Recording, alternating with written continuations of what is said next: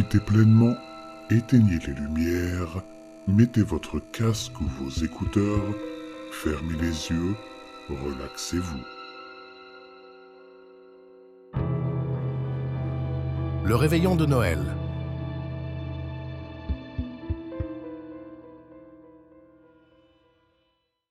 C'est cette période de l'année où l'air est rempli d'une douce féerie. Les rues sont illuminées de guirlandes scintillantes, les fenêtres des maisons sont décorées de flocons de neige en papier et de lumières chaleureuses qui dansent doucement dans la nuit glaciale. Sous le sapin, soigneusement décoré avec des boules de Noël rouges et dorées, des cadeaux sont empilés, emballés dans des papiers chatoyants avec des rubans délicatement noués. Sur le comptoir de la cuisine, des biscuits faits maison sont alignés avec soin, leur odeur de cannelle et de chocolat remplissant la maison d'une chaleur réconfortante. C'est une ambiance de fête parfaite où chaque détail semble chanter les joies de Noël. Mais au cœur de cette maison paisible, une ombre rôde. Je me tiens dans le couloir, à l'entrée de la chambre du petit garçon.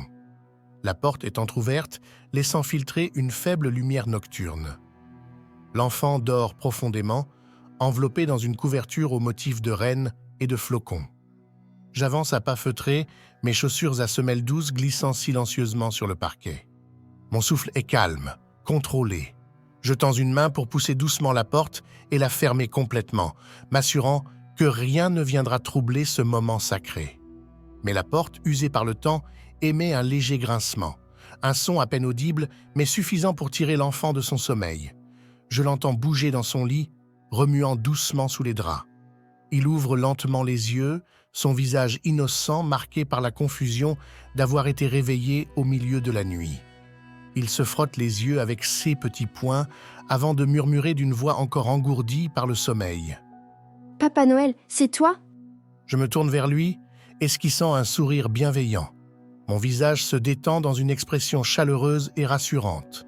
D'une voix douce, presque chantante, je lui réponds « Joyeux Noël, mon enfant!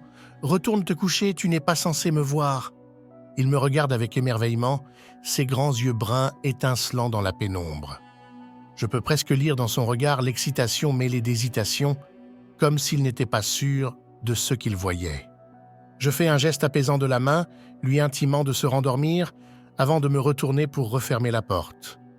Mais alors que je fais un pas en arrière, un autre son attire mon attention. Des voix étouffées, lointaines mais indéniables. Elles résonnent dans la maison, un murmure à peine perceptible comme un écho réfracté par les murs. Mon sourire se fige, je m'arrête, tendant l'oreille. L'enfant, curieux, relève la tête, sa voix innocente perçant le silence. « Où sont tes parents? Ils ne devraient pas me voir non plus. » Il lève un doigt, pointant silencieusement vers le plafond, là où se trouve la chambre des adultes. Son geste est lent, presque mécanique, et il reste immobile, ses yeux fixant un point invisible dans l'obscurité. Je lui fais un clin d'œil, une dernière tentative de préserver l'illusion. Puis, avec précaution, je referme la porte. Le clic de la poignée résonne faiblement, se mêlant à l'atmosphère chargée. Je déteste le désordre.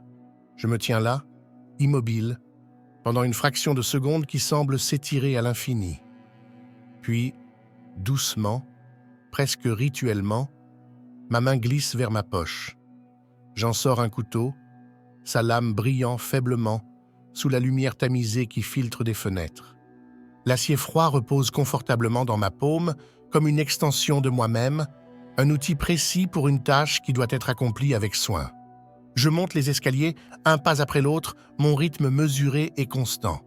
Les marches grincent légèrement sous mon poids, mais le bruit est absorbé par les ténèbres enveloppantes. Le murmure des voix devient plus distinct, une cacophonie presque musicale qui résonne dans ma tête. À chaque pas, je sens une tension croissante, une énergie qui pulse dans l'air, comme si la maison elle-même retenait son souffle. J'arrive devant la porte de la chambre principale.